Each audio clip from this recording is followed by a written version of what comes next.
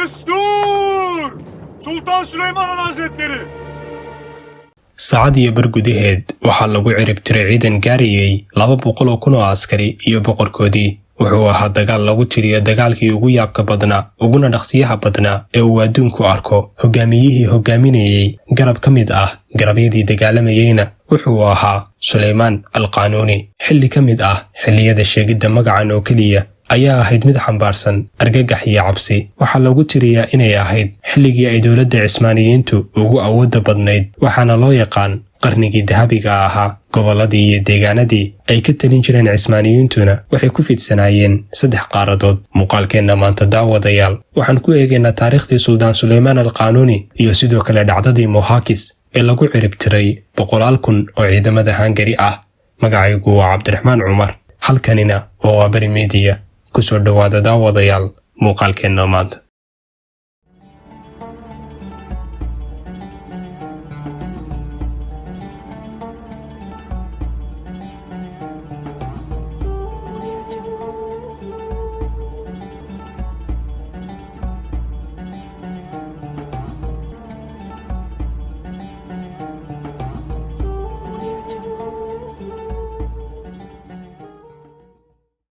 Suldaan Suleymaan Saliim oo loo yaqaanay al-Qaanuuni wuxuu ku dhashay sanadkii 900 ee Hijriga magaalada Trabzon ee dhacda dalka Turkiga. xilligaasi oo aabihii ka talin jiray magaaladaas, wuxuuna aabihii yaraantiisii xooga saaray barbaarintiisa isagoo baray culuum kala duwan oo isugu jiray diin iyo culuumta leelinta ama hogaaminta. wuxuu aabihii geeriyooday isaga oo 26 sano jir ah, taasoo ka dhigtay mid la wareega talada maamulka dowlad lagu tirin jiray dowladdii ugu miisaanka cuslayd adduunka xilligaasi. da'yaraantiisan waxay ka dhigtay mid ula muuqday boqoradii reer Yurub iyo hogaamiyaashii ka talin jiray gobolladii hoos tegi jiray saldanadii Cismaaniyiinta mid ay sahlan tahay in laga adkaado da'yaraantiisa iyo khibrad daradiisa awgeed.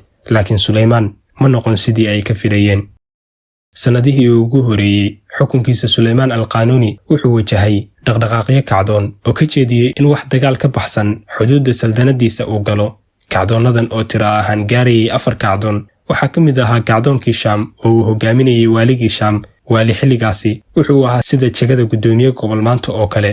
ninkan oo lagu naanaysi jiray Khazali ayaa ku dhawaaqay xukun ka madax bannaan xukunkii Suleymaan, wuxuuna isku dayey inuu Xalab oo ahayd xaruntii Shaam xilligaasi uu la wareego, laakiin kuma guulaysan. wuxuuna inankan dhallinyarada ah awood u yeeshay inuu xaqiijiyo guulihiisii ugu horeeyey ee uu ku soo afjaray hogaamiyaashii rugcadaaga ahaa ee uu arkeeyey inan yar oo aan dal maamuli karin.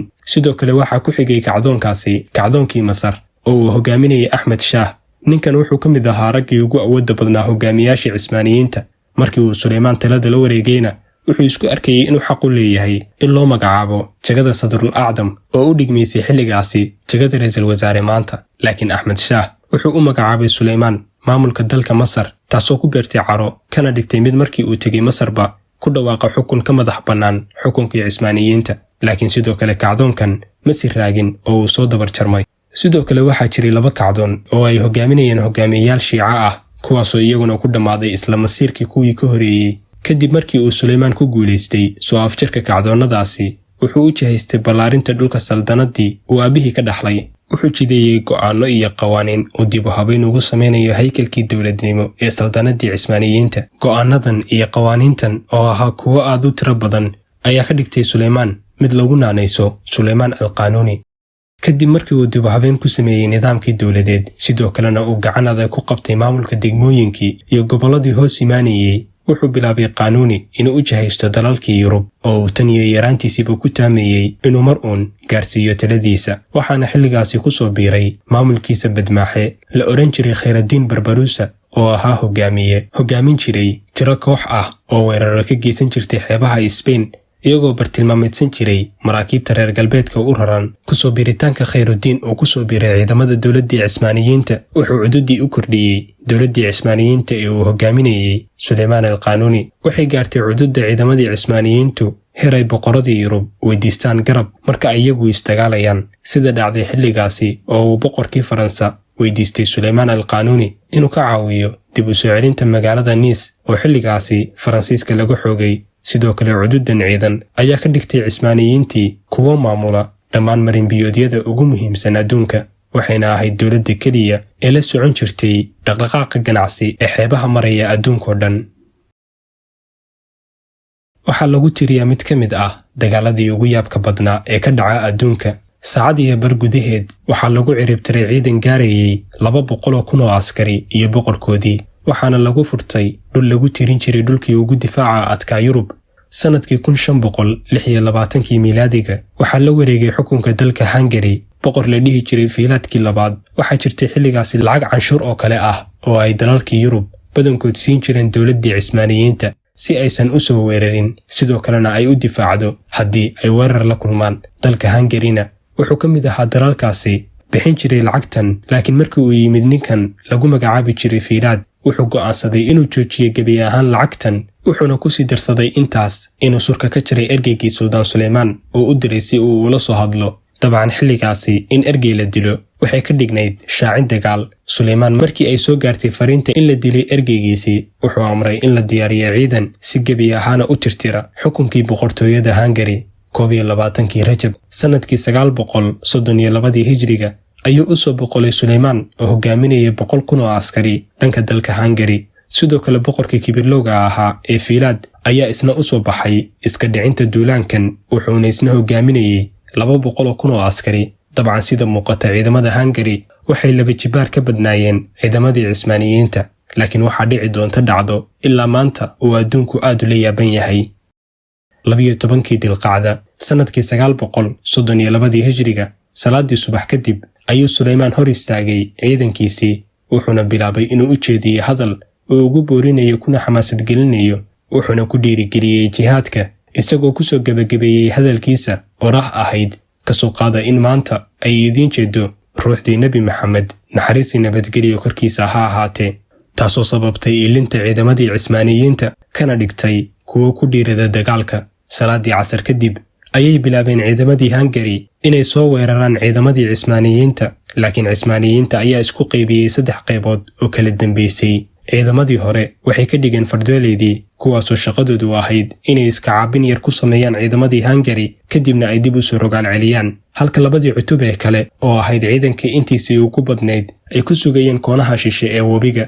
markii ay soo rogaal celiyeen ciidamadii hore, ciidamadii Hungaryna ay moodeen inay cabsadeen oo ay bilaabeen inay ceyrsadaan ama ay ka daba cararaan, ayay hal mar 200,000 oo isbarbaryaacaysa ku war heleen dhuumaha madaafiicdii Cismaaniyiinta oo ku soo jeeda, waxayna dhaayahoodu qabteen ciidan ka tiro iyo cudud badan 100 jeer fardooleedii ay ceyrsanayeen. arrintani ayaa u beddeshay ciidankii Hungary mid bakhtiya iyo mid isagoo baxsad ah ku qarqooma biyihii webiga Mohakis, waxaana ku jiray dadka qarqoomay oo ku bakhtiyey biyaha webigaasi boqorkii la oran jiray Fiilaadkii labaad ee sababta uu ahaa in dagaalkan uu curto. 25,000 oo askari oo ay qafaasheen mooyaane intii kale oo idil waxay ku bakhtiyeen goobtii dagaalka, halka Cismaaniyiintii ay ka shahiideen 150 askari oo keliya. ma malaysan kartaa daawade in ciidanna uu ka dhintay 150 askari oo keliya, mid kalena ay ka dhinteen 175,000 oo askari saacad iyo bar gudaheed? waa hubaal in marka eebbe garabkaaga yahay aysan jirin cudud ku celin karta.